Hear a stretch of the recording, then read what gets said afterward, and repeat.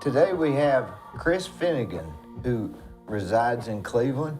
He is an accountant for the movie industry. He's been involved in films movies such as Maverick, Fast and Furious 5, and Terminator 2. And it's very interesting because that's a very specific job. I'm interested in talking to him.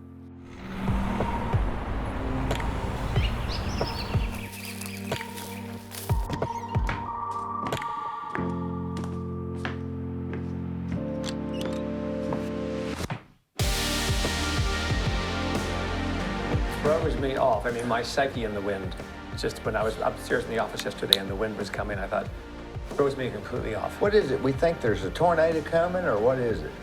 I guess in the morning when at 5:30 my phone started screaming at me, get in the basement.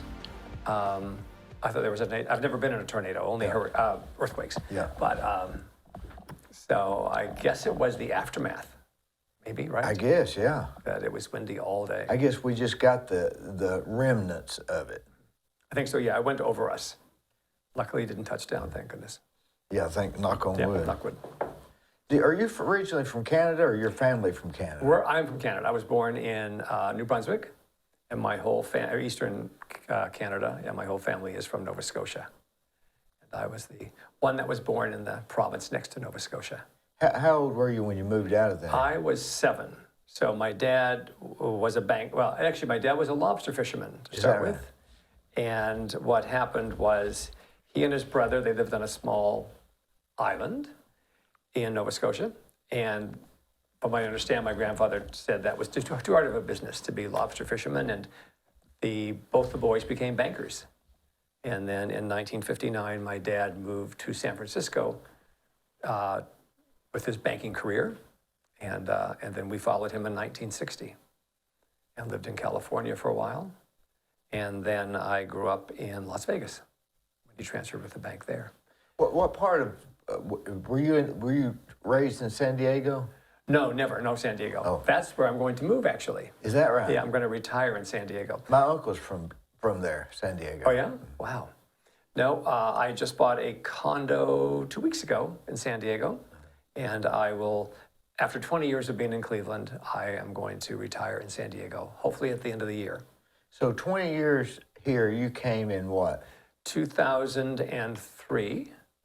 I bought a house here in downtown Cleveland, and then bought rental properties. The basic thing was to come here and buy rental properties, and see how that would work for my retirement, and it's done pretty well. And then my mom died like a year later. Mm-hmm. They were in Reno, Nevada, and then Dad moved here. And at that point, he was in construction after banking, so we love construction. And he moved here and helped me with my rental properties, and was here until he was 89 when he passed away. Is that right? Yeah, he loved Cleveland. I think having been from a small town in Nova Scotia, I guess, yeah. He just loved it here. It was his favorite place. Do you remember the cartoon Underdog? I do. Wasn't it a Canada-based cartoon? Oh my gosh, I don't remember, but that was one that I would watch when I was a kid. Well, I believe the it was. Flintstones. I believe it was a Canada-based because Really? he was supposed to be a Canadian dog. I've got to look that up. I never knew that. You never see it anymore. No. I don't know. That's why I'm pretty sure it's from Canada. Yeah, you don't think of that one very often, but I did watch that one. Is the weather now? The weather in California is really nice, right? That's the reason. Where I'm going is the best weather in the world, I think. San Diego has just phenomenal weather. What is it it's like? A little boring in that it's all the same, I think. When I was there last November. We went out there looking for a place to buy, and it was just always the same. You'd wake up in the morning, go, isn't this beautiful? And then you go about your day, and then you wake up, isn't this beautiful? And you go about your day. What, like mid-70s or what? I think probably in the summer. Right now, I think the high is probably 60. I was there last week, 2 weeks ago. It was probably 40 to 60s in that area. And then, of course, when I was there in November, I said the two things I will miss will be the rain and just the kind of the buildings, the trees, the greenery in Tennessee and Georgia. And so I think when I left in November, it rained ever since. So they've had a little bit too much rain in San Diego now. Was it hard getting used to Cleveland after coming from California? Is it that much different? It is, but what happened was when I moved here 20 years ago, I'm still working. So I never, since there's no films made here except one that I know of, I would always leave town to work. And so I would come, I would enjoy my house, then I became this rental property person, and then Dad was here, but then I would always go off to work. I'd work around the world. Once Dad kind of got here settled in, and then as he aged up, I wanted just to work in Atlanta. Atlanta kind of became our film capital outside of LA and New York in the States. And so I decided, Atlanta's very busy, so just work in Atlanta. And they say that Atlanta is where a lot of the films are being filmed now versus California because of, I forget what the reason was. It's the tax credit. Oh. So there's a tax incentive. I don't completely understand it, but what happens is Georgia offers money back, an incentive for you to film in the state of Georgia, to use, Georgia vendors to spend your money there, to buy things there, to use the crew. And of course, you can bring crew in from California, you get 30% back on all of that. That's significant. It's a lot of money. Yeah, it's a ton of money. And I would say it's the biggest state that does this outside of probably New York. And then California has a tax credit, not quite as big. I've never worked in California with the tax credit, so I don't understand that one. But yeah, Georgia's got a big one, New Mexico, New York.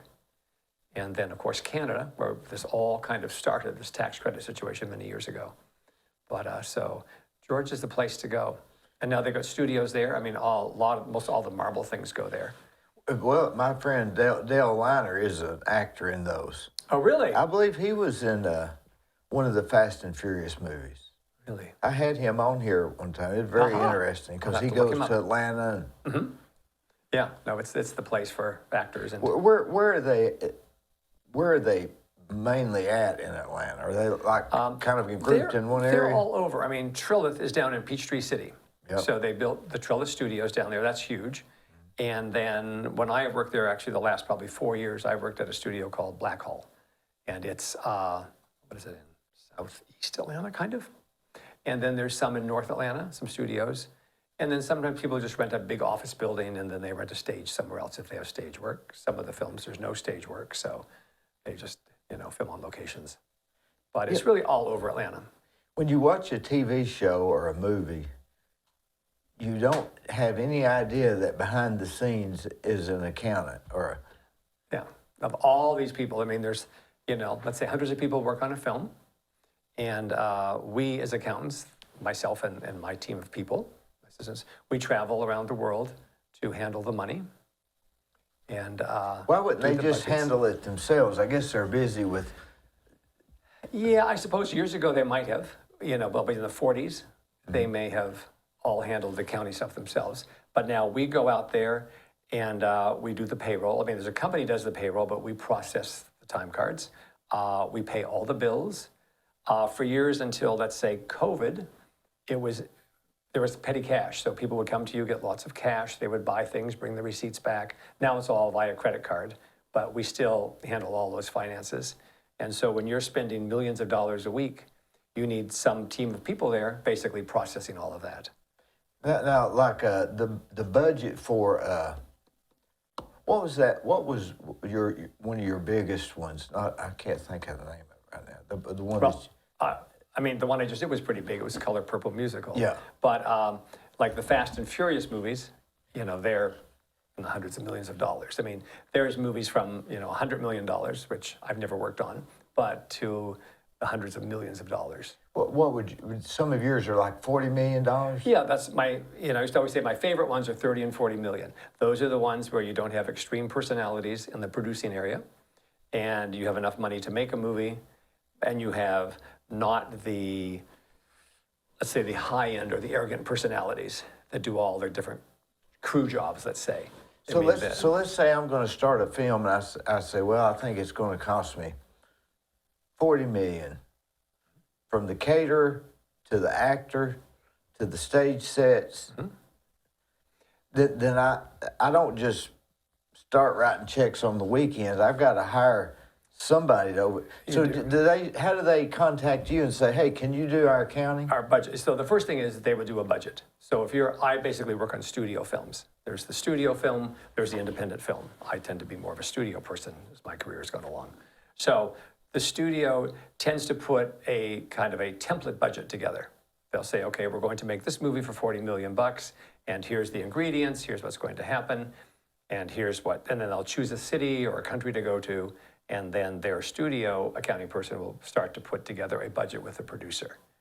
Then once they know that's probably going to get ready to be made, or they call it green lit, they will hire the the accountant will come on, and they will take over the budget, and they will fine tune it with the production manager, which is the person that, hires the crew, is in charge of the equipment. Then you have a producer who is more of the kind of creative person.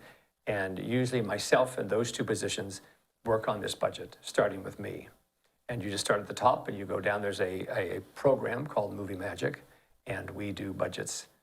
And you just start at the top and go right to the bottom of every ingredient, including that cup of coffee you have. In other words, just like I would estimate a house to build. Yep. They'd say, here's about what we want to spend, and then I create a budget that fits it. You always back somewhat into it. Every show I've worked on is never. When you say back into it, explain they'll that. say, okay, let's say you had $40 million to build your house or to build this movie. Then you start to put it together. Again, you go down from the top to the bottom, putting all the ingredients in based on information you get from the studio, your producer, a cast budget. They hire, Joe Blow to be your main actor. They say he gets $1 million. So you start to put all that together. And as you put it together, you hope to come to the $40 million. And then as you go along, you tweak it. You get more information. Traditionally, it's always over to start with. But as you get more and more departments on, the costume designer will say, okay, this is what it would cost me to make this movie. These are the crew members I would need. This is the money I would need, et cetera, et cetera. And each department starts to give you their plan based on the script. And then with the producer and the production manager, you start to fine tune it, and then of course it always becomes a little bit of a battle. They will go to the departments and they'll say, okay, your budget's a little bit too high. What can you do to make it better? And then of course, once they get that one done, another department comes along and theirs is extremely high. And then you go back and forth, just trying to get to the bottom line of 40 million bucks. What if they go over? Well, at the beginning, you try not to. At the beginning, the studio will sign off on it. So the studio, and you also deal with the studio execs as this process goes along. Let's say on a $40 million movie, you have about a 12-week prep. So you start by putting this together. The production manager, producer starts to hire crew, and they start to give you their information. You start to show them where you're going to film it. The cameraman comes up with the equipment he wants to use, and you start to get bids on all of this stuff, and you start to put the numbers together. And then the studio oversees this as well. They always will ask us, where do we stand numbers-wise? And it always, probably in the middle of this process, in the middle of the 12 weeks, it becomes, okay, we're a little bit too high. So what do we do? So then you have a writer that traditionally writes all the way along through this pre-production period. And of course, the writer doesn't really care.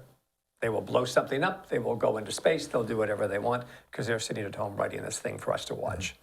And then it's up to the producer or the studio to kind of say, let's tone that down. And it becomes sometimes a back and forth between all of that.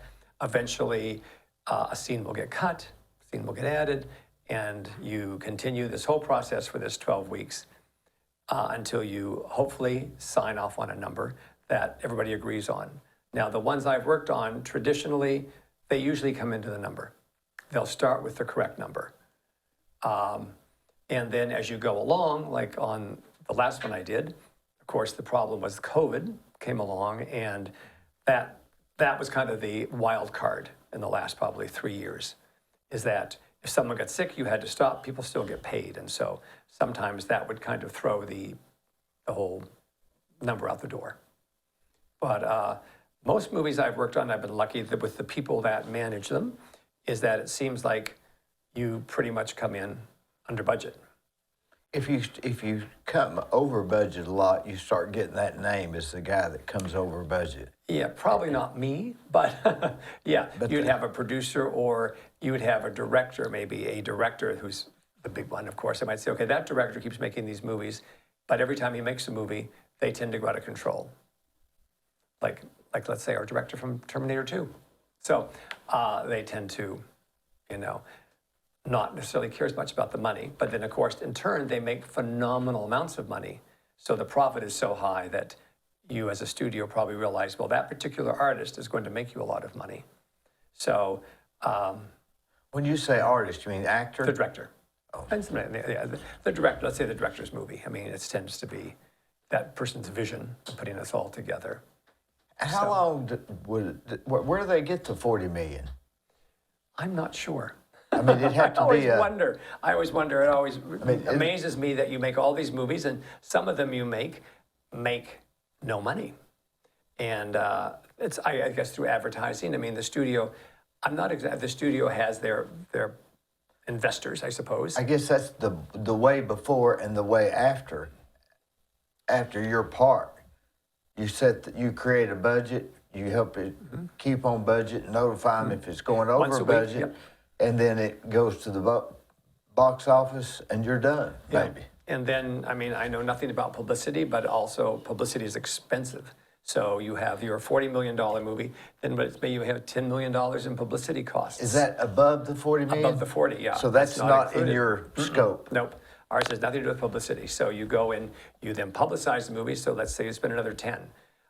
Then you've got to get that money back. And then you have interest on that money. Yeah. So interest would be a large. Huge. That part I know nothing about. But, and then some movies come out and make a fortune, and some movies come out and make $1 million. So hopefully I assume that all in all, it balances out because we still work on them. The studios still make them. Isn't that something? All of that work for a 2.5-hour movie. Mm-hmm. People wouldn't realize all that stuff that goes into all of that. You just see people walking down the street talking, and you think, oh, that's pretty easy. You don't realize the hundreds of people standing behind them. Plus, even in the movie, there's people walking down the sidewalks, and they're paid actors. Yep, and they're background artists. They're paid. So, Are they? All those little animals you see, they're all paid. Or they're handlers, Yep. right? That cricket or that dog, they're all paid. Yeah. Mm-hmm. Is everything from the picture on the wall specific? I mean, Yes. if you see a scene, Yes. there's a picture on the wall, that's well thought of. Mm-hmm. Everything. Like here, there's nothing So thought I'm of. looking around this room, and this would be, the set decorator would come in, the production designer would come first and say, this is the room I like. Then the set decorator comes in, and they start putting all of this stuff together. Mm-hmm. So every single thing you see, they have gone to the store and bought or rented, and they put it here. And even if it's just 10 seconds of film time, it's all been done for weeks. They have planned to put this room together. Instead of having this here, they might have it like that. Yeah. Mm-hmm. And then some others will go like this, the next person will go like that, and then they'll bicker back and forth until they decide which direction to put that in. What would the cast be a budget for a $40 million movie? It could be around altogether 5. That's to me that seems. 5. I mean, on a $40 million movie, you could have $1 million, $2 million player in there, and then you have a lot of less expensive players.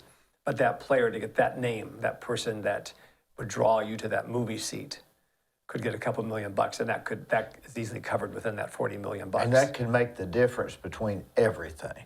Mm-hmm. Absolutely, yeah.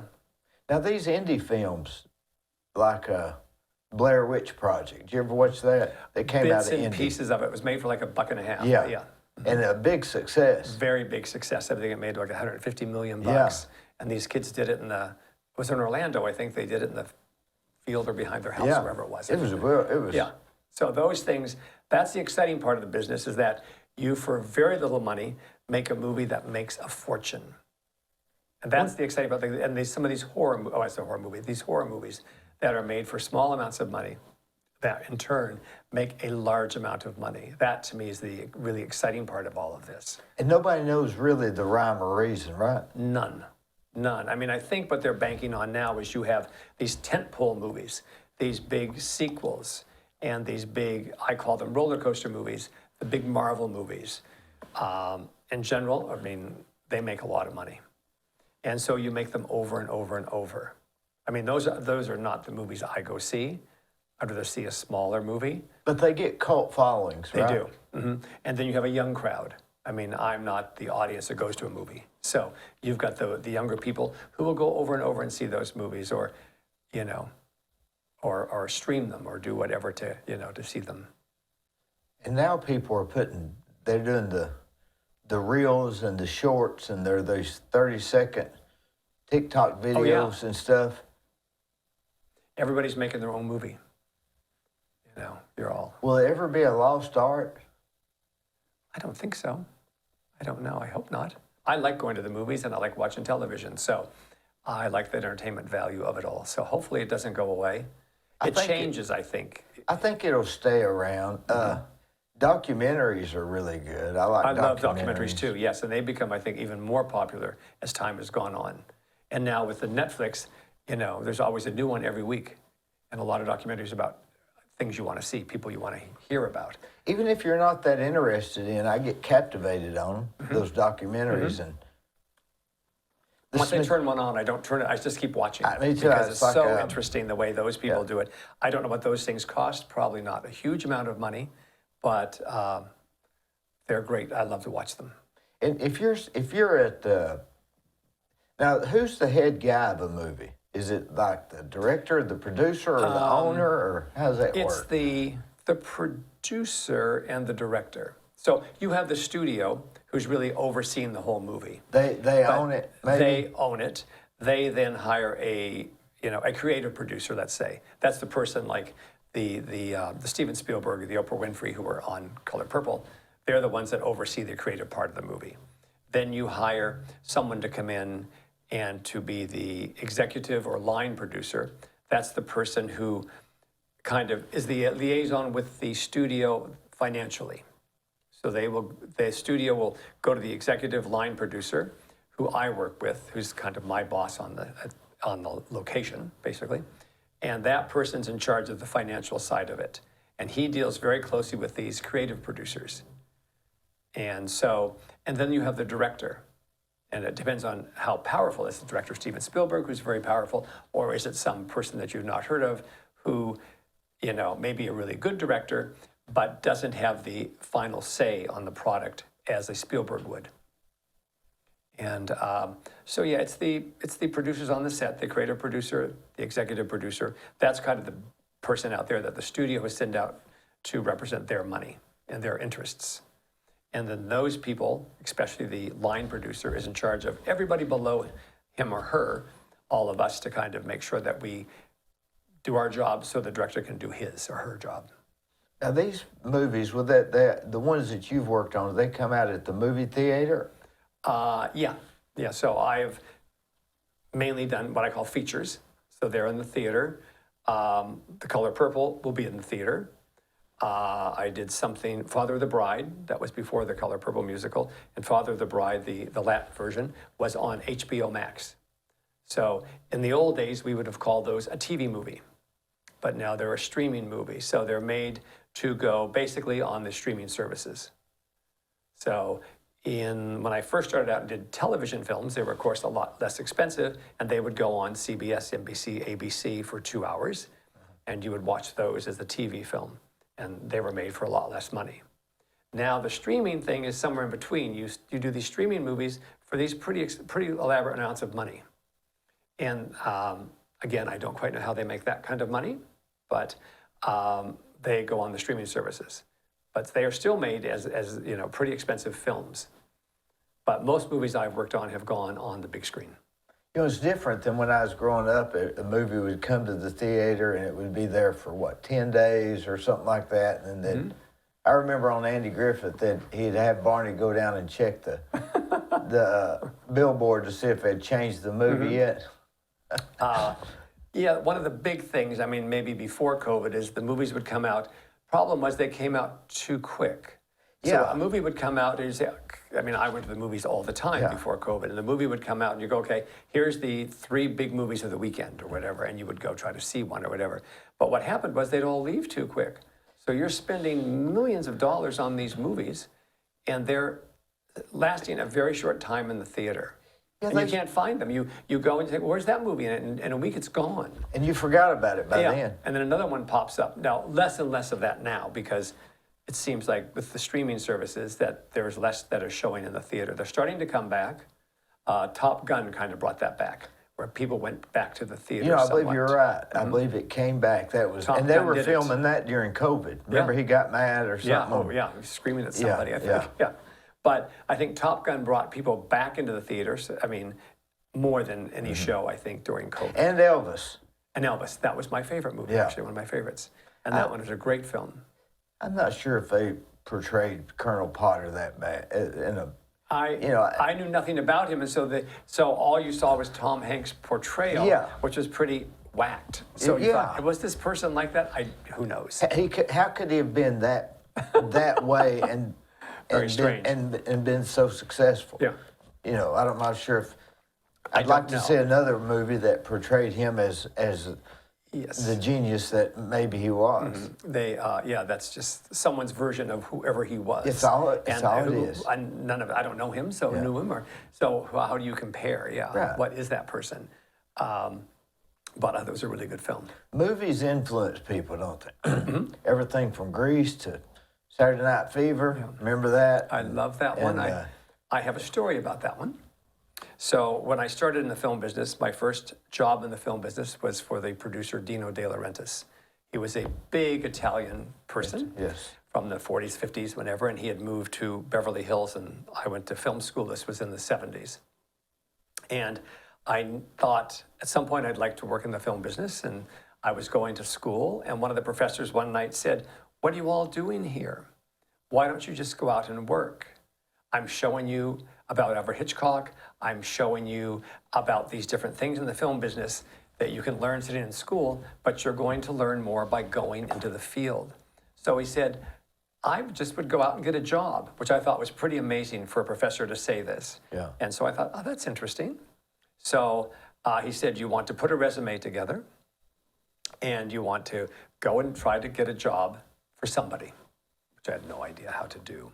And I had moved to LA all by myself. I didn't know anybody. I went to film school. And so I thought, well, how does one get a job? And so I looked in the phone book, because there were phone books back in the day. Yeah. And I went to the production area, and I thought, I'll circle people I've heard of. And so I was circling names in the phone book under production company or whatever it was, I don't know. And one of them was Dino De Laurentiis, and I had taken Italian in school. I didn't speak it, but I loved Italian.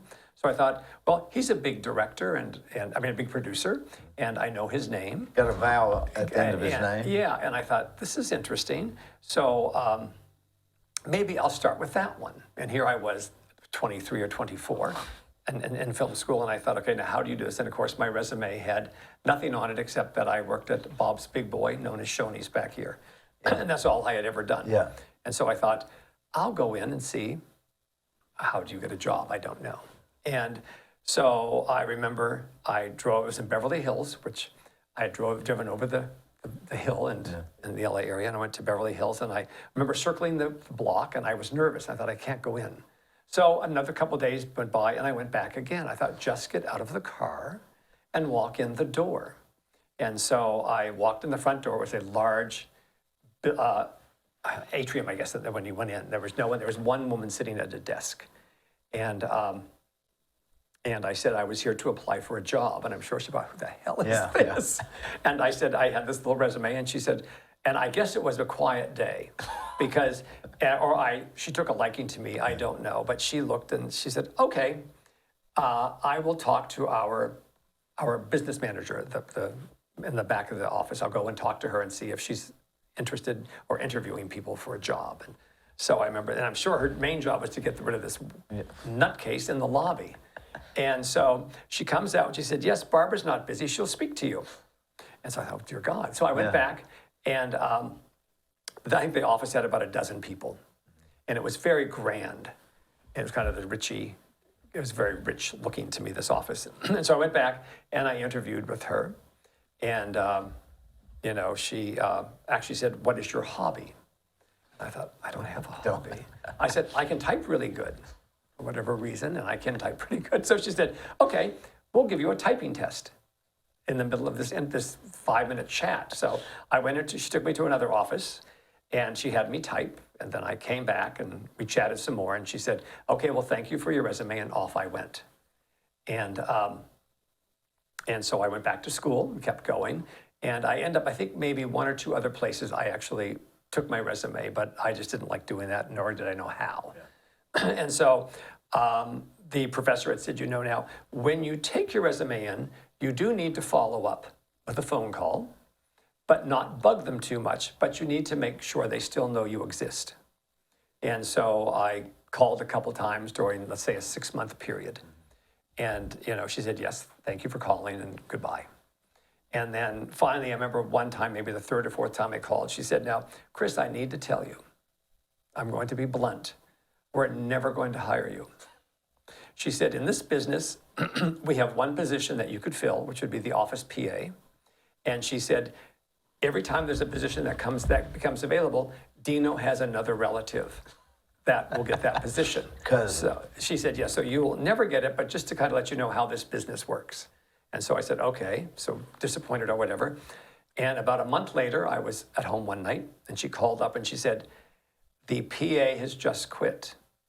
I liked you. If you can start in the morning, I won't tell anybody he has quit, and you will be here.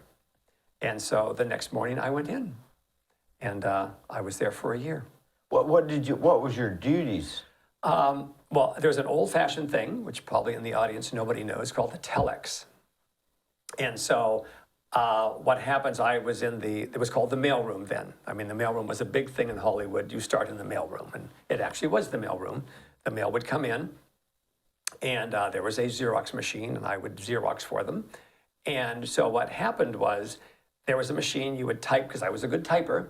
You would, of course, it was in Italian, but you would type messages on this machine, and it would go on a little strip of paper. It would make little dots in the paper, and it would zap to somebody in Rome or wherever it was supposed to go. And so they would constantly bring down letters to me, and I would type these letters in. And that was one of the big functions, is to run Italian. In Italian, or English, or both of them. But at least Italian has letters you would understand, unlike Russian, which many years later I worked in Russia on a show that I had to type in Cyrillic. But so I would do those. I would run around town, get whatever people needed. I would, make Xerox copies, deliver things room to room at the office. That was kind of the function. They made no movies in there. The movies were made out in location. And, but going back to Saturday Night Fever, what happened was I had become friends with the projectionist. And one night he said, and then one of my big jobs was to go for Dino, had a massive projection room at his house. And he would watch every film, all the new films. And so my job was to go to all the different studios, and I would go to wherever the films were held, and there were these massive cans of film. There were the original films, and I would deliver the films to his house. And so I would go up to the mansion, I would drop off the film to his projectionist, and then I would leave. And then the next day I would go back and take the film back, and that was another huge function, was picking up film after film after film for them to watch. And so one night I had no idea what I'd picked up, and one night Hector said, Chris, I think you need to stay for this one. And so... And who said that? Hector, the projectionist. Okay. He said, Dino and some friends are going to watch this movie. It's going to come out soon. And he said, I think you might enjoy this one. And he said, I think you should stay. And he said, join me in the projection room. And when it came on, it was Saturday Night Fever. And it was before it had opened. I loved it. It was a great movie. So I got to see it before most anybody else. Or before it was even... It wasn't out. No, it had not come out. It was done. It was all in the can. He was still... Sorry, like I say. He was still Vinnie Barbarino. Yes, he was. Time. Yeah. Mm-hmm. By carrying that pink can. That was a great scene, wasn't it? Scene. I saw it a couple of years ago at the Fox in Atlanta. It was the 45th anniversary, I think. And I went to see it again. Did you ever get to meet him? I'm sure you didn't, right? Dino? John Travolta. Not Travolta, no, because Yeah. that wasn't their movie, but it was just that he would see movie after movie, and then every night I had to take another cans of film up to the house, but that was one of my functions. So that wasn't one of Dino's films. No, he was making, when I started, he had just finished King Kong with Jessica Lange, and when I was there, he was doing something called The Brinks Robbery. I think it was Peter Falk, I don't even remember. But there was a few films that they were working on. Most of his films were sent to be made in New York. So, except for I think King Kong was made in LA. But a lot of the films he was doing at the time were back east. Now, these people that get, when you have like a $40 million budget and the cast is $10 million and the main two characters get 5 of that, does that money go to their, you don't write a check to them directly, you're writing it to... It's everybody, I mean, anybody that kind of salary has what they call a loan-out company. It's a corporation. So it would be like Dee Burris, Inc. And you pay them over, basically the way they're paid over the amount of shooting weeks on a movie. So you take their fee, you divide it by the shooting weeks, and you pay them that amount of money each week to their corporation. And then that goes to an agent usually. The agent takes their money and then takes their cut out of it and distributes the rest to the actor. So the actor may not be getting... They get a lot of money. I mean, they get, I think I'm assuming, let's say 10% of the money goes to an agent or their manager. Yeah, or maybe 20. And maybe 20, and then there may be other people involved. Yeah. All we do is basically, there's a company that writes these checks. We send the information to these companies. They then, at this point, they wire the money into the bank account, usually at the agents. And then we send the entire amount of money, and then the agent does, or that person does what they want to. So you're not paying the actual actor, you're paying their company, their loan out their company. corporation. Their corporation. And probably a corporation just for that movie, maybe.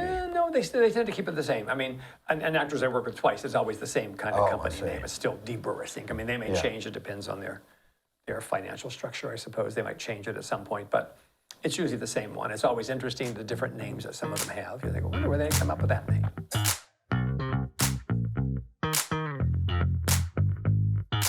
Let me tell you about Capstar Bank. They're located in Nashville, Hendersonville, Gallatin, Athens, Madisonville, Sweetwater, Etowah, and in Cleveland at 950 25th Street and 3855 North Ocoee Street. I've used them. I like them. Give them a try. They're no problem.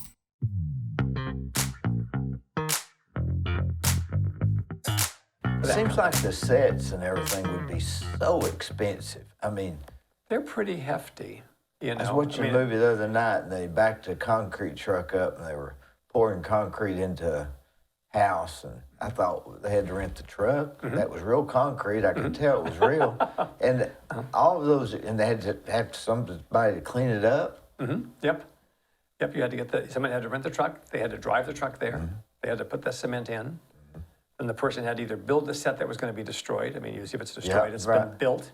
And it takes quite a while to build a set, and you have lots and lots of laborers. Even throwing the scene away after you shoot it. Then you got to tear it down. Tear it down and throw it away. And you put it in the trash. We are somewhat a wasteful business. Then you take all that set and you just like looking at your drawing here. When would you ever need that again? Probably never. You won't. I mean, on some shows that I work on, let's say there's a main house that you're shooting in. You then what's called fold and hold that set. You then at the end of the show.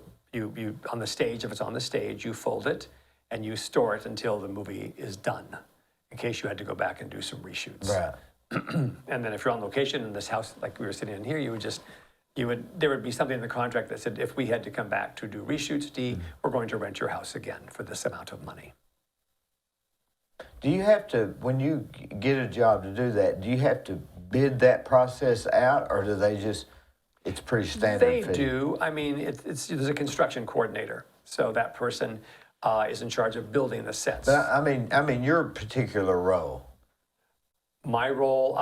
as the accountant. Yeah, I would get the information from, if you were the construction coordinator. I mean, say I'm ready to start a movie, I say, hey, I need somebody to do my accounting here. do I just call you and hire you, or do you say, or do they put that out for bids and try to get? No, the studio. I'm come to the studio. Yeah. Traditionally, the studio would call me and say, "Hey, Chris, we have the Color Purple musical. We'd like. Are you interested in doing that?" And then what I do is I would usually talk to the executive producer. So they want to make sure that I, in the first conversation, let's say that with the executive producer, he and I would talk. And usually, I think a couple times I guess I have gone on, let's say, interviews that I didn't get. But traditionally, they try to match up their accounting person from the studio, or that the studio likes being me, let's say, with the executive producer. Mm-hmm. And but they want to make sure that there is some kind of camaraderie, I guess. It's a quick thing. Well, they call it jihad, so they can jihad, kind of go together. They do. They want it to match to some degree. Now, you don't know in one conversation if we're going to match or not. I did years ago. I was up for one job, I remember, and I went in to interview with there were two producers, and I went in to interview them. And I remember sitting halfway through the interview, I thought, "Oh dear God, please don't hire me," because I couldn't stand the two people. But you never know, and I think they didn't like me either because they didn't hire me. But traditionally, no, the studio is the one, because it's the financial side. The studio hires me for our position, and then they match us up with somebody else. Or, I tend to basically work in Atlanta, so they're going to look for a job that says, "Okay, here's an Atlanta job," and then Chris Finigan is available. And you couldn't hire just a regular accountant. You'd have to hire somebody that was familiar with the movie industry. I think so. We all have to start somewhere. Because it's so specific. Mm-hmm. Yeah, you have to kind of, let's say in my group, there might be 5 assistants, there might be 10 assistants. And then those people, you learn as time goes on, and those assistants move up as well to my position. Does the movies have to file? You wouldn't have to file a tax return on the movie, because that would be the studio's overall tax return. I have no clue about tax returns. So that would be the studio's. They do all that, right? Yeah. We basically pay the bills, as legal. You have to pay them legally. You have to tax. People have to be taxed, and you have to hold out. You have to withhold. That's all done with this company that does the payroll. Union benefits have to be paid on their behalf. That there's certain benefits have to be paid. Sales tax has to be paid. All this stuff happens. But our job is to make sure it's legal on location, and then the studio takes the other side of it that I have not a clue how that must work. How did it jump from getting the job because you could type to being in your role now? So let's see what I do. So basically, after a year as Dino's office assistant, one of the people I had become friendly with had actually been fired and went to another company. He was in the legal department, and we'd become friends outside of work. And once he left for the new company, he said, "Look, Chris, it's much more enjoyable at this company." So he said, "You need to come over here." But I had still done the PA job. So what had happened is, at the end of my PA job at Dino's, I decided I need to go somewhere else. Like he said, "You need to come somewhere else and do something else." So the only spot at Dino's really to move was in the accounting department, because it was so small. And I remember I became friends with the accounting people, and I said, "Do you need," I had no idea about accounting, but I said, "Do you need any help in this department? Could I do something to help you guys?" And so, I don't remember, I think there was a few weeks where they said, "Okay, yes, we could use you doing whatever they do in their accounting department." They basically were on staff. The movies would come back from location, and they would do, I believe it would be post-production. So they said, we could use a clerk to help us do some accounting work. If they will let you leave your position, then you can come into here, and we will train you to be an accounting clerk. And so that, I think, and I can't quite remember, it went on for about a week. And when my friend said, quit and come over here, I thought, "Oh my God, I've only had this job for like a week." He said, "Don't worry about it, just quit them, and you come over here." And so I remember going to the accounting person and saying, "Well, you know what? I've been offered a job somewhere else. I only work, it must have been a week or two. It wasn't very long. And she said, ours is not going to be very busy. Maybe they're just being nice and they let me come and work with them. So she said I would take the other job. So I went to the other company. And again, it was kind of, I would call it an accounting clerk type job. It was in their offices. And again, I would handle some of their stuff that their movies would come back in, and I would help the accounting people. I guess I was their clerk, I suppose, paperwork clerk. I can't even remember. And so I did that for probably a short period of time. And it was, both of my bosses there had been accountants in the field, so they do what I do now. And so I think they thought, okay, we're accountants, and here's a person we want to train. So they were very helpful to me, and they were showing me different things that they did. I think with the whole idea that I would eventually be them in the field. And so I want to say this might have been a year and maybe less than a year, but I would do things for them, and then they sent me out on a job to help somebody. That really wasn't their job even. They knew a friend who had an accounting team on a show, and they said, why don't you go and help him out? Because he needs help, and you can do that since our job is not very busy now. You will work with us in the morning, and then we'll just let you go to this other job in the afternoon, even though it's not the same company. So probably what they were doing may not have been something they were supposed to do, but I went out and worked on this other show. And then from that one, and again, I'm going to backtrack here a little bit. So what happened was they had a show that was in New York called Defiance. So I was still the office kind of clerk type person. And this was a movie that had come back, had shot in New York. It's in 1978, I think it was, when they were doing these kind of gang type movies. There was a few, one was called Warriors and one was called Defiance. I think Warriors actually became the more popular film. But they said, we have this movie Defiance coming back. I was kind of working on it in the office, just doing some office work for the accounting person who was in New York. And he comes back, and on a Friday, they had come back during the week, and it was being filmed in Hollywood. And I remember I went down and saw him on a Friday, and the office was in disarray because they had just come back from New York, and I had to take him some paperwork or something from the studio. And he said, well, when you come back to help me on Monday, do something, whatever I was supposed to do. He said, you'll find it much more organized. Everything will be unpacked, will be organized. And so I said, okay, fine, whatever. So I then leave, and then I get a call Monday morning that he had broken his arm playing baseball. So that I called my lucky break. So he was fine, but for some reason he broke it so bad he couldn't return to work, or he didn't want to return to work. And so I went in, and my boss said, Chris, you need to go down to that office you were at on Friday. Kurt has broken his arm and can't come back, and you need to be the accountant, but you need to pretend you know what you're doing.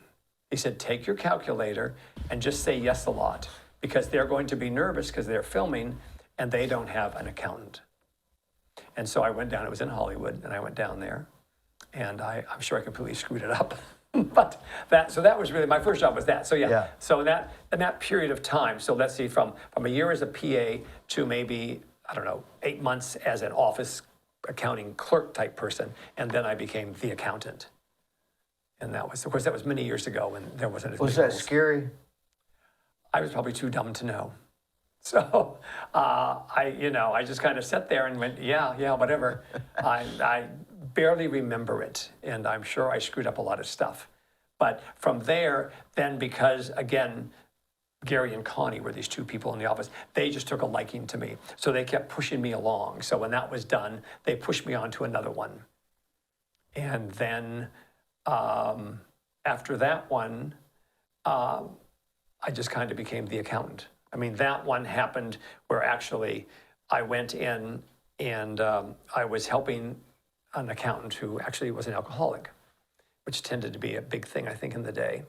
And I went in there as just the helper because he was having trouble. And I think the bosses realized, whether I knew what I was doing or maybe that I didn't drink or whatever, after about being there less than a week, they came to me and they said, we're going to fire Joe Blow and we're going to make you the accountant. It was a television film. And of course, again, I can't imagine I knew what I was doing. But so that was the second film I did. And then I became the accountant. And then after that, I basically became what is known as freelance. So instead of going back to Connie and Gary at the studio I was working at, I basically decided I'll be an accountant now, for whatever reason. Maybe I knew what I was doing. Then I will just try to find my own jobs. And so I did that one. And then luckily while I was on it, one person in the film said, well, we have another job coming, so we'll hire you to be the accountant on this job. So, okay, fine. So it really just started that way. Can you do two at a time? Oh, God, no. I couldn't. I'm sure people do. I can barely walk and chew gum at the same time. You have to wait till one's done? Yeah. So you finish one and then you go to another one. I mean, the scary part when I first started was being a freelance worker is when a job ends, you then have to find a job. Well, it depends on your reputation. Well, who knows you, Chris? Yeah. So nobody knows me. So luckily, I kind of went with the production manager who was in charge of hiring the crew. So on the second film I did, he brought me to his next film. And so that's how I got to the next one. And then I think I worked with him maybe 2 or 3 times, I think, on these small television films. And then I was on one where he was actually fired. And that production company kept me. And then I worked with him on a few films. And then after that, by that time, I was starting to meet people. And so then when a job would end, I would call you, or I'd call you, and I'd say, do you guys know of any jobs? You just call your contacts, which is what we still do today, and find out whether is there a job. Or once you become attached to someone, studio people, like I could call Warner's and say, do you have a job? Or I call Universal, say, do you have a job? And that's how you do it. It's just your connections, basically. Do you ever have some periods when you don't have nothing for like 3 months or 4 months? Yeah. I've gone, at the beginning, I would go months and months and months. And this is, of course, there wasn't much money. Luckily it was cheaper to live then.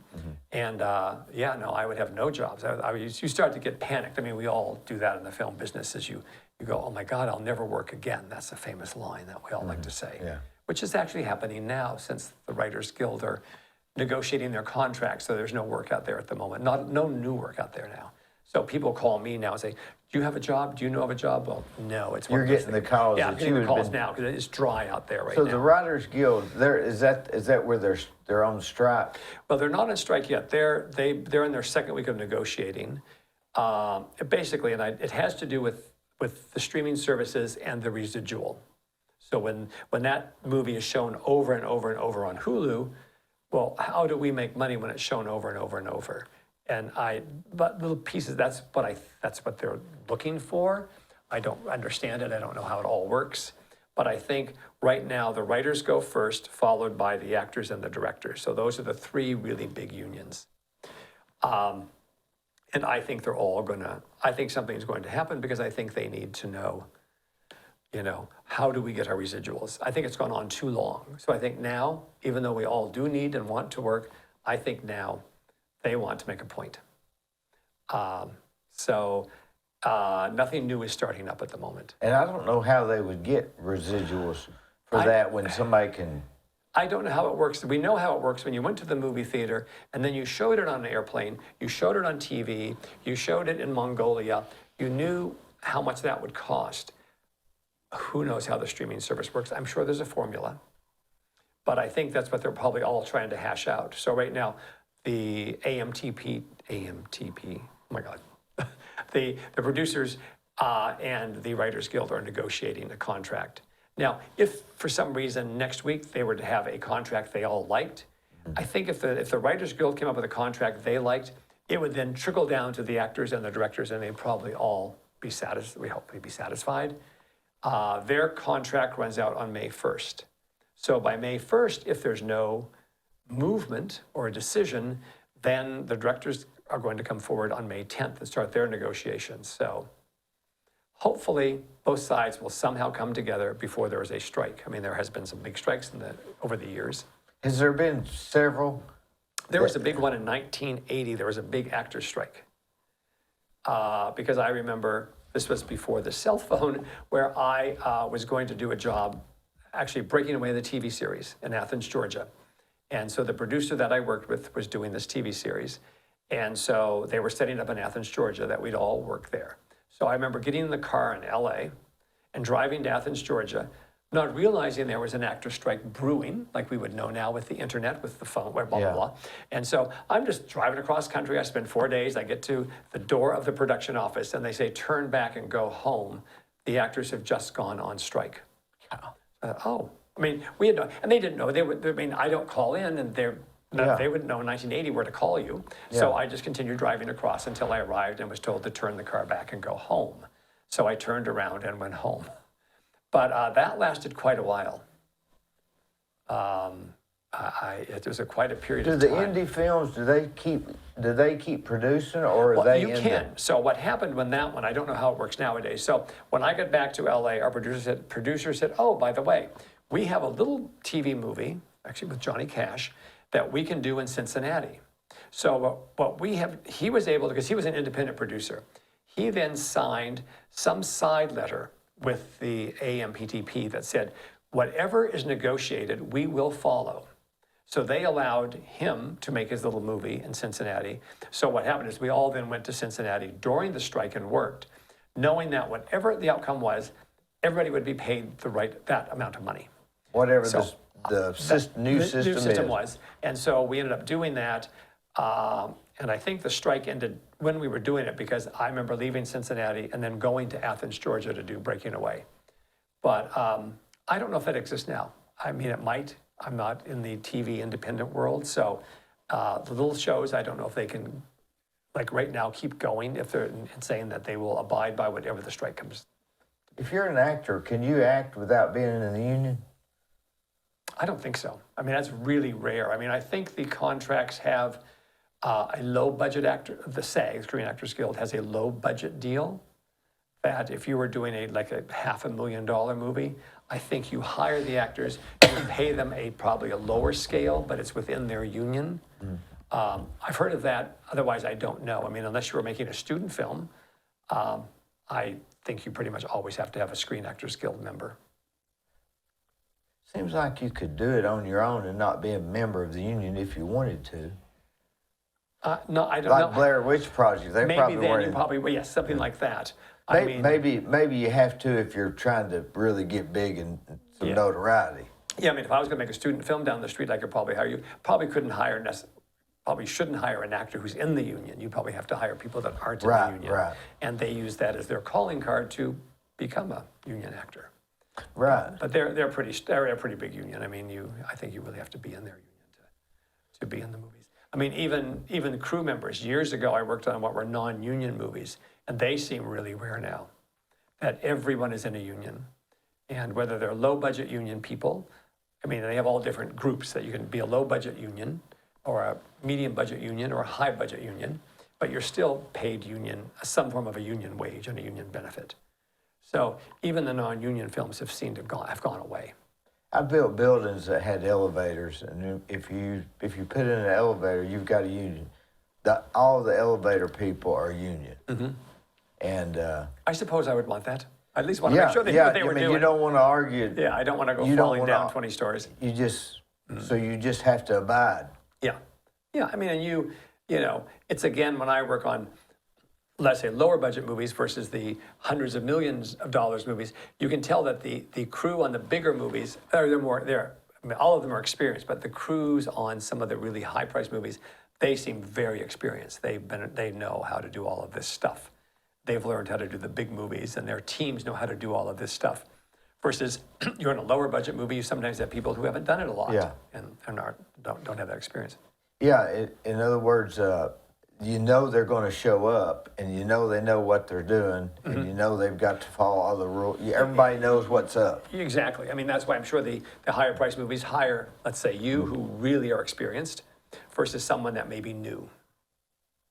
It'd be like me in accounting. You don't want to hire someone that probably doesn't know this kind of a film versus someone that's brand new.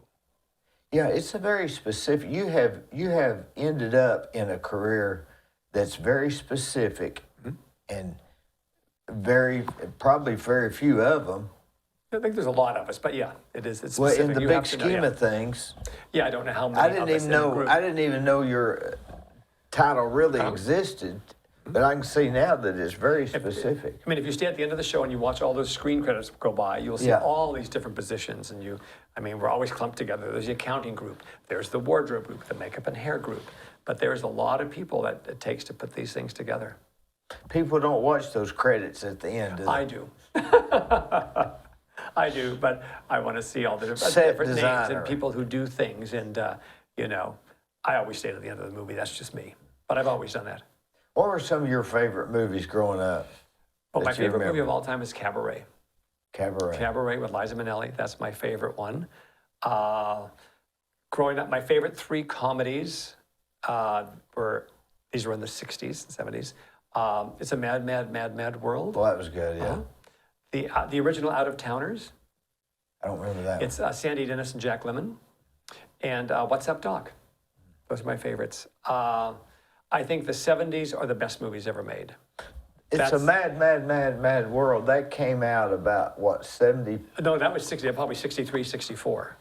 My parents took me to that. My mother loved the movie. So Maybe they I'm not took me. thinking. I'm thinking of the one with Burt Reynolds and the other guy, and they're going under the. Not Cannonball Run. Yeah, I'm They thinking had of that. That was that I'm same thinking idea of the movie. same idea. Yeah, the same idea. Same- You take lots of. In the 60s, you take tons of celebrities and you throw them into some wacky comedy, and that's what It's a Mad, Mad, Mad World was. And then I loved Hitchcock movies. Mm-hmm. And then to me, the 70s movies are the best movies ever. You have Godfather, The Last Picture Show, Nashville, phenomenal The Last movies. Picture Show, was it made in the 70s? 1970, 71 in Texas. But that to me was a phenomenal film.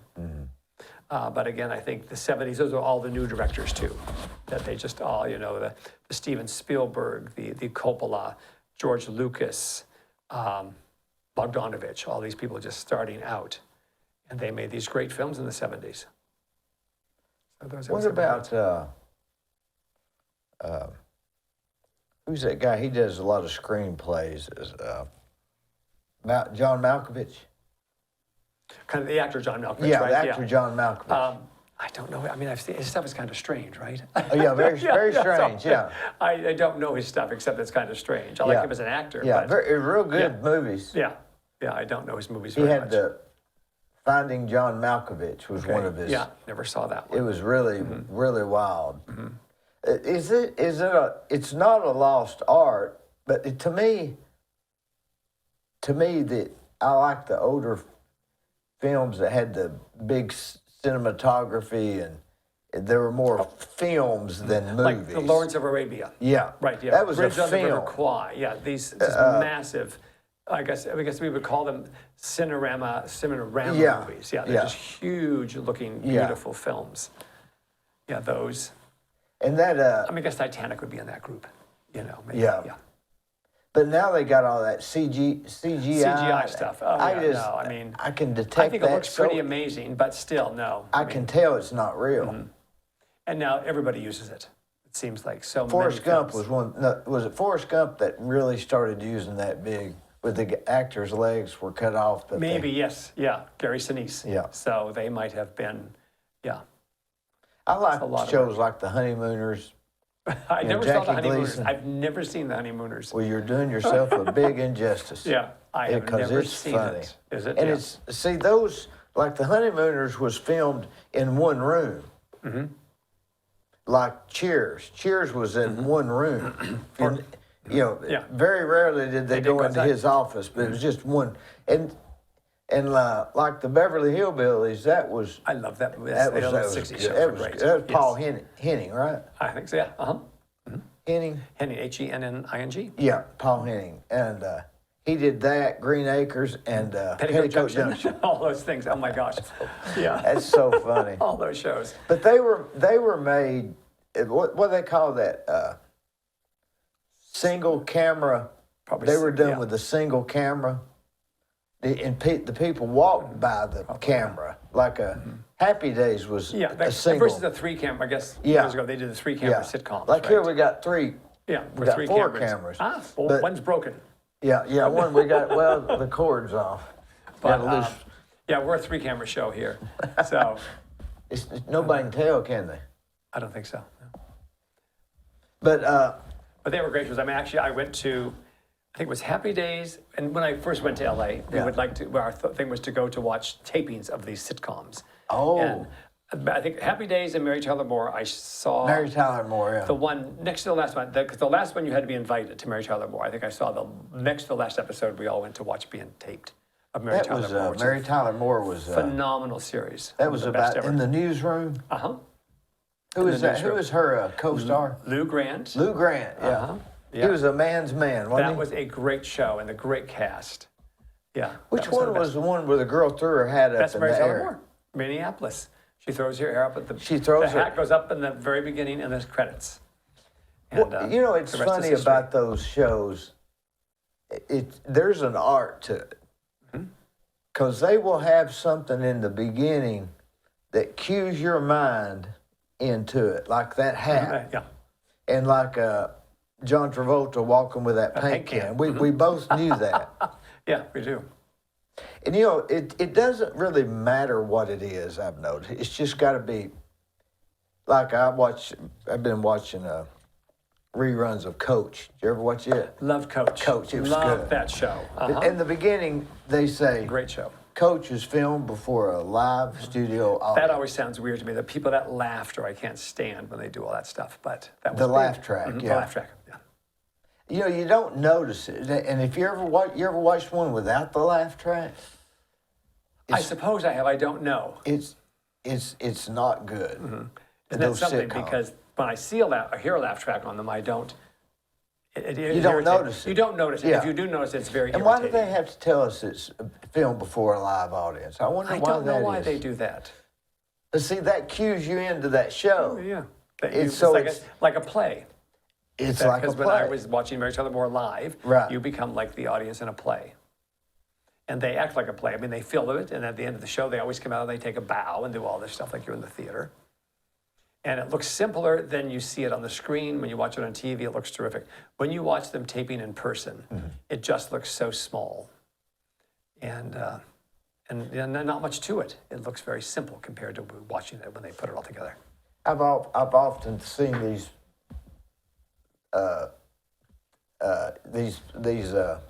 sites that'll show you discrepancies in movies and things that were out of place. I don't want to see them. I don't either. No. I don't want to see them. No, don't Don't tell me. ruin Yeah, it. those things. Yeah, that cup was on this side and now it's over here. Right. Yeah, no. And I was watching, but I do. When if I notice it, it's okay. But I just don't want to be told. But I was watching. Remember Barney Miller? Mm-hmm. Well, that was fun. It was a better show than it got credit for. But I forget the one actor there, Howell? Which one? Hojak or something. He was Kojak? Or it was the Asian guy, I believe. oh, I don't know. But he I know was Hal Linden. That's been. he was standing there and talking to a guy, and then the camera goes to the other guy, and they come back to him, and he had sunglasses on. Oh yeah. You notice this every so often, not very much. I Yeah. mean, it's the script supervisor's job to make sure you don't notice it. But yeah. But what is it that makes some shows so great and some are not? I don't think I think it's not necessarily the actor. I think the actor gets the attention to watch it, but they're not necessarily. I think it's the writing.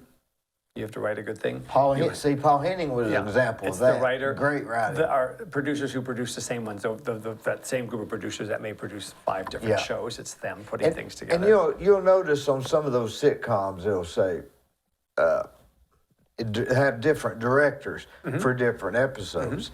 And if you watch them, you can see the kind of the personality of the director because of the episodes that he wrote versus what some of the others wrote. And some of them, I think, was it Mary Tyler Moore was it James Burroughs? Had almost the same director all the shows. See, that's good. Some of them do. In my opinion. Have all, I mean, and you watch them now, because I like to, again, watch the screen credits. You see those directors are all different on shows. So, Yeah, I think that having the same one makes it a show consistent. And another thing I've noticed, some of these sitcoms, when they don't, or not sitcoms, but I guess, what would you call a show that comes on regular, like even Gunsmoke? That's not a sitcom, but no, it's just a drama. I mean, I call them soaps, but there's another word for them. Like it's continuous. Like you keep going every continuum, week. right. I mean, you know that character is going to do this, and you follow and he that stays in character through. and you can pick up from last episode some stuff. I tend to like shows that I watch that, are more continuous, Yeah. as opposed to some of the cop shows. There's a new story every week. Although a lot of them now, I'm watching East New York now. I watch this one that I like. But even that one there's all these different things happen each show. There's a different crime to be solved or whatever. But the characters that you know tend to carry on with their lives and they move it forward. That's right. Like on Gunsmoke, Miss Kitty was his girlfriend, and that stayed consistent. Yeah, you do. Yeah. I don't know what that word is, but yes. I think it's, do you know Gwen? Series. Yeah, series. I guess they just keep going. Yeah, but I like that. I guess that would be it. Series. Yeah, I don't want something that is completely different each. But then came along the what do you call it? The reality shows. Oh no, yeah, that's Because they don't have to pay actors. no, right? the reality shows. Yeah, I'm not a big fan of those, but I don't. What watch was them one of either. the first reality shows besides Candid Camera? I guess. I don't know if that I was guess a was that a reality. reality show? I mean, there's game shows. That wasn't Game shows and reality. game shows. And that I like was a little game shows different. actually. So But the reality show was maybe I it was can't think. Of it. They American just Idol. sort of evolved when I wasn't looking. Yeah, they happened, and then I think there was the writers did strike at one point where a lot of reality Maybe shows. that's became what big. happened. Survivor, which again, Survivor, I've yeah. never seen, but there's that How about one. that Naked and Afraid? That's Naked the and Afraid. craziest Oh show. my God. They Can't, had you to know. pay me. They couldn't pay me enough. The race. What is it? The Great Race. The Great Race, right? Yeah, there's that one. Of course, I like the HGTV shows, but those are maybe different than reality. I guess those are reality shows to some degree. Give me an example. Oh my God, the one in Laurel. The one in Laurel. What's that called? Oh my goodness, with the Napiers, with Aaron. Oh, I'm sorry, I can't remember the name. It's Home something. We'll think about it tomorrow. Yeah, we will. But those Property Brothers were the biggest ones. The Property Brothers did those HGTV shows. But to me, now there's a ton of. Oh, I know what you're talking about. Those guys, the twins. Yeah, the Kinda twins. tall. They kind of started it, I Yeah. think, with the HGTV. Yeah. But there's a ton They of have those shows, that in and they're every so doctor's good. office. Every doctor's office has them Yeah. playing. Why do they do that? Who is thinking about? I think it's easy, maybe because you're right. I was at the doctor's office recently, and the same thing. They had the HGTV shows Yeah. on. They're light to some degree. You just watch them. You could walk away and not. To me, Matter. they're disturbing because that's my business. There you And go. I know that 2x4 is not Yes, exactly cut laying over there. Yeah, no, it is still a TV show that is scripted. But who is thinking about remodeling their house when they're getting ready to get their blood panel? I don't know. I mean, It's if I better see them, than I just watching have the some. news. I just have some light elevator music. Yeah. But somewhere I did notice HGTV is in a lot of doctors' offices. Every lately. one Yeah, of them, Yeah. because I built a bunch of them, and they always want cable or internet so they can plug that Plug in. that in, yeah. Yeah, I think people just like those shows. I built one doctor's office, and they had the TVs in every exam room, and they were set to when no. they shut the door, the TV would come on, so Really? that you couldn't hear The people next door people screaming. next door. That wasn't, the only place I've noticed that is over here at Urgent Care. They've got a TV in every room. I've never noticed a TV in a room. Oh, it's common now. Is it? Yeah. That's the only one I've noticed. Because you go in and there's that TV on. A lot of time I'll turn it off. But, because I do want to hear what's going on next door. Well, I want to hear if they're coming down the hall to get my chart out of the thing. Not make you wait a long time.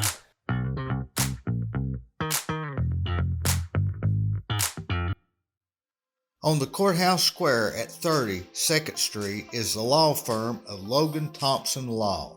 Since 1965, they have served the legal needs for the good citizens of Cleveland Bradley County. If you've got a problem, they're no problem. Give them a call.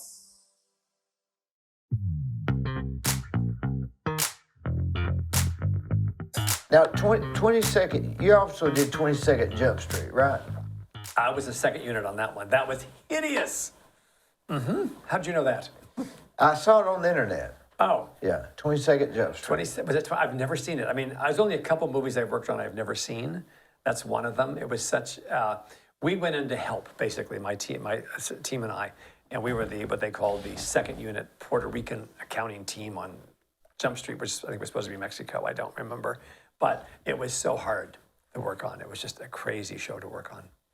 What makes some shows or movies become such a cult, like a cult following, like I wonder. The Big Lebowski? Did you ever see that movie? I've never seen that one either. I like the one with no, but it's amazing how someone just Well, it was a flop when it came out. Was it? Yeah. And now they've got a cult following there nearly. Yeah, no, it's a phenomenal. I mean, that is Jeff Bridges. Yeah. I would think that's just his character. John Goodman, right? Yeah, John Goodman. It's them. Yeah. I mean, it's just, and it's Coen Brothers. I think the Coen Brothers. Coen Brothers. They're good because they do some whack things. They're a great team. They're some of the best, right? Yeah, they're really good. And so, what happens when a movie comes out, makes no money, and then everybody goes to watch it? I don't. And then later. Something picks up. I mean, I guess, and now, of course, it's easier to watch everything. Maybe they're ahead of time. Maybe they're ahead of their time. Maybe there were, yeah. Yeah, I don't know what does it. Do you get to meet any famous actors when you're doing that? I do, at times, it depends, if they, we are on we're on location, so it depends on, if they come into the office, we get to meet them. If they're a producer, we get to meet them.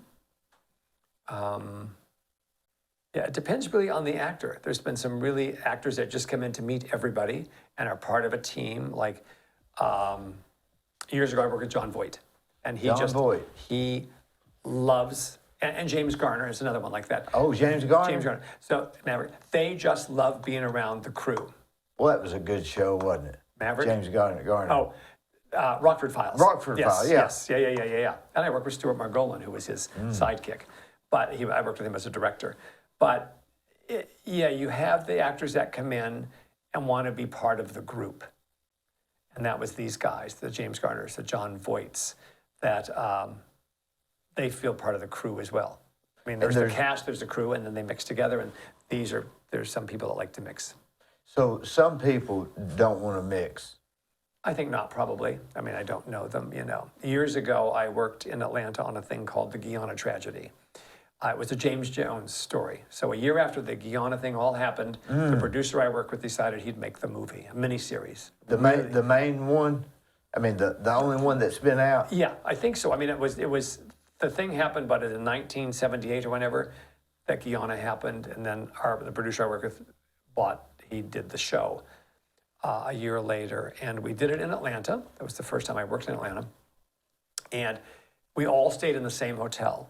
Nowadays they tend to segregate. The cast goes to the foo-foo hotel, the crew goes to a nice hotel. So when we did Guyana, we all stayed in the same hotel, and we all became like this big family. Every actor came in that was in the show. They hung out in the office. We went to dinner together. We did things together. We went shopping together.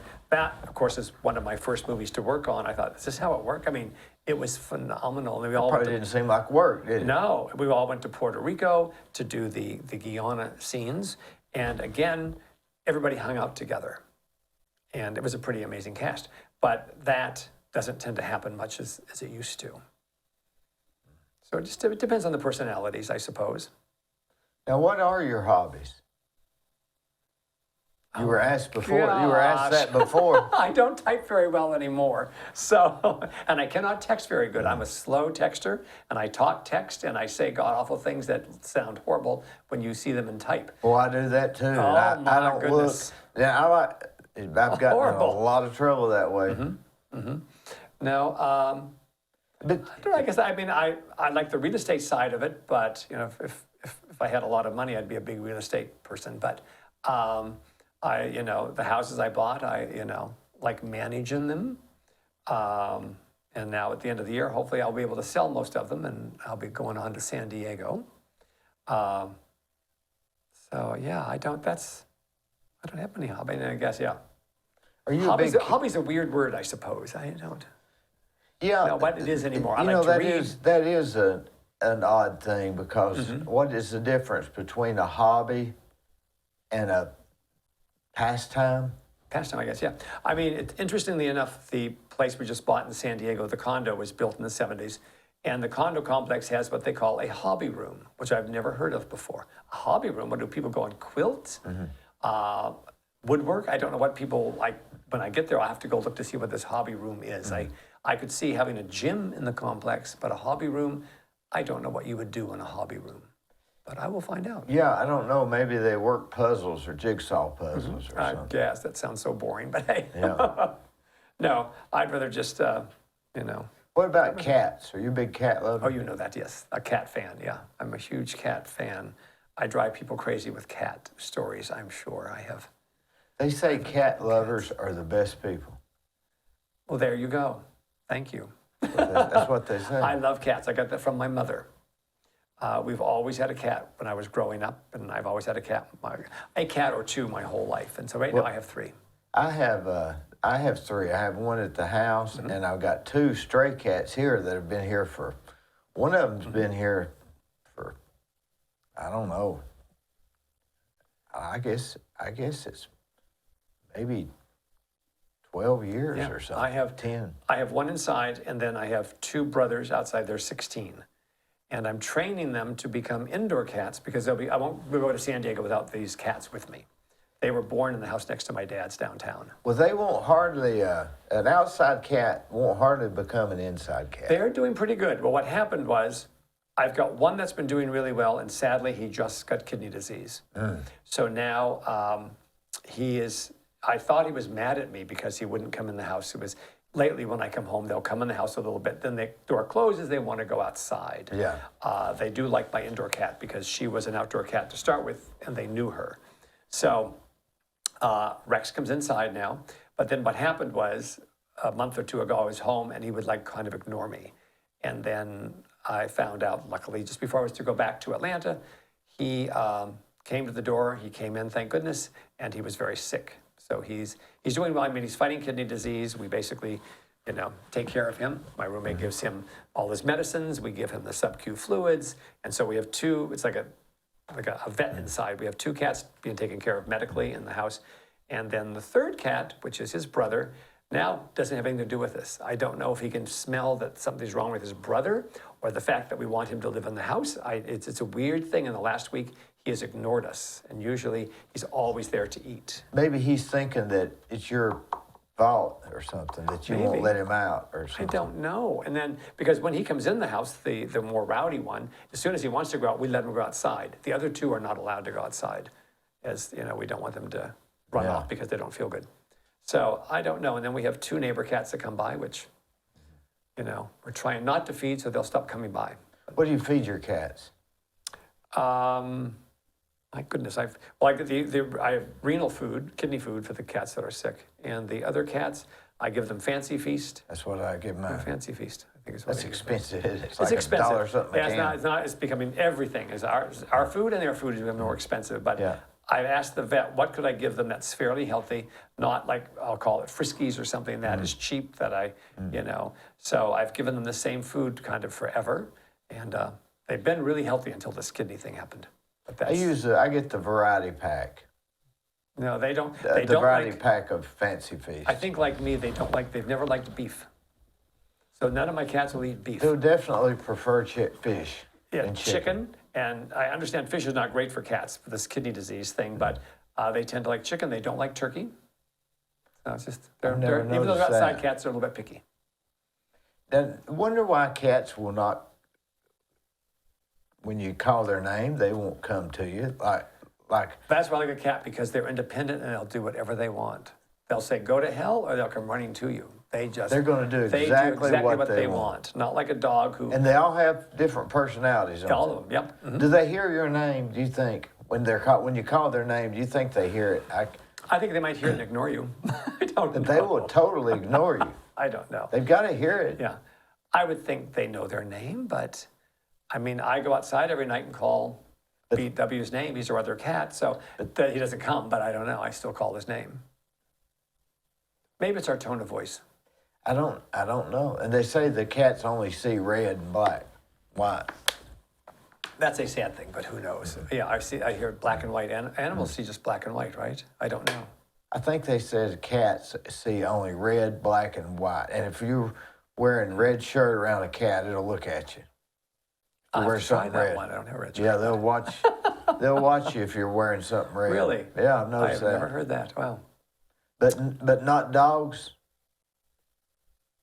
I don't know. The dogs. I mean, you're not a dog lover. No, we had one dog when I was growing up. That was the only time I ever. And then a couple. No, I'd lived with some guys and we had a dog then. But my dad always had German Shepherds, and I like dogs, but I couldn't give them the attention. And because my job takes me everywhere, I thought, no, it's too. I would like an animal that could ride in the car and enjoy it. That would be a dog, but no. Cats do not need a lot of attention. That was just good. Mm-hmm. No. Now, you went to high school in Las Vegas? I did. I went to, yes, I kind of grew up in Las Vegas. I lived there. What could for that 6, have 7 years. been like in Las Well, Vegas? I can't lived imagine. I lived in Las Vegas before they blew it down, I guess, as opposed to up. So I lived in Vegas in the 60s. So it was all. How far were you from downtown Las Vegas? Gosh, it had to be a few miles. I'm trying to remember. We Was all that lived on one close? side of town. And I went to a high school that was brand new. Yeah, I think we were pretty close. I mean, I don't know, because I can't remember. But you were in high school. But I was in high school. Yeah, I was in junior high, elementary. At the end of elementary school, I went from the 6th grade until the 11th grade in Vegas. And then we moved to Reno, Nevada during my senior year. But I liked it. I mean, I just remember going to, on walks in the desert, because we had that part of town wherever we lived in our part of town, not very far away from there was the desert, and you would go and explore. That part I loved. My family didn't gamble, but we would go downtown and at that point see shows, but it's different now. I mean, I have a good friend of mine lives in Vegas now. It would be hard to grow up as a kid in Las Vegas, I would think. You'd have a different perception of regular high school, maybe. I suppose, yeah, but I think high school seemed to be fine. I mean, I think going to school would be fine. Was there a lot of, they got a bunch of dealers and people there that are from all over the world? Was the high school mix pretty good as far as nationalities? Or was it? I can't remember that either. Must not have been that significant. No. What about Reno? My memory's horrible going backwards. Reno, I went to my 12th year of high school there and I never spoke. I don't think a parent should ever move a child in their last year of high school. Oh, you were But mad? my parents didn't probably know that or, didn't figure it out. So Reno is kind of a blah. I mean, my brother lives there now, my nephew. They've been there forever. We moved there in 1971. 1970 we moved to Reno. But I went to college there for a little bit before I moved to LA. I worked there a little bit, but it's kind of, I think you have Vegas, which is this grand city, and then you have Reno, which is, I guess a stepchild of Vegas. But it's still gambling, right? It's really pretty because you have Lake Tahoe. So Oh. I think from the setting wise, it's gorgeous where it sits. Yeah, gambling at a smaller degree. I mean, you have the gambling there too. But I can remember bits and pieces of it. I don't remember as much. And then off to LA I went. You've had an interesting life and career. I have. I'm very blessed, I think. Are you working on any movies now? No, because of the writers That's were right, waiting. yeah. So my goal, which everybody makes fun of me because I say I want to retire and people kind of laugh, but I was hoping to do one more and then retire. And so I'm ready to go to work. Why one more? Because they'll take It's you just till time to about go. then? Yeah, I think, it was just kind of the plan. I would do one more because I liked the last one I worked on, and I'll do one more and then organize selling the houses here. I have to do all that stuff. And since I work in Atlanta and I come back and forth, I can get everything ready here to go, hopefully by the end of the year. I bought the new place in San Diego, which I will use as a rental until I can get there to How do you rent that? Airbnb or VRBO? No one will let any of that happen. So any of the rentals, the same as a place in Atlanta, you have to rent it at least for 30 days. So I'm going to go through a rental agent. So I've set that all up in San Diego. I wonder why they're so against that VRBO and Well, stuff. I think what it is if you have a house, it's fine. But which is what I rented a VRBO when I went to San Diego last time. But I think within an apartment complex, you have your group of people who live there permanently, or some are renters, and you just don't want new people coming in every day, a new couple coming in, a new family, a new person. I just think it's the turnover.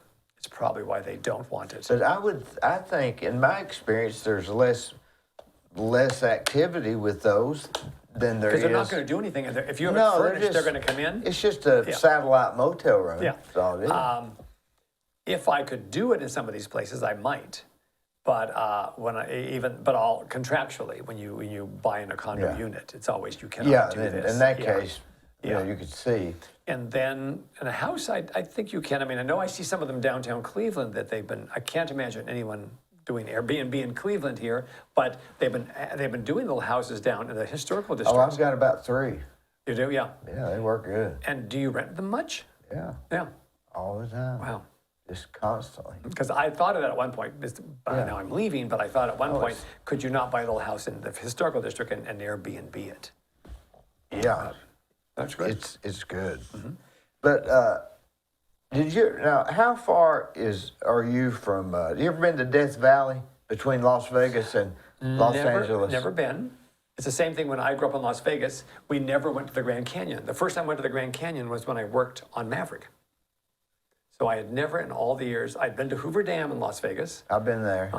And probably because we went there on a field trip from our school. I think I went. Never did we go to the Grand Canyon, and never did I go to Death Valley.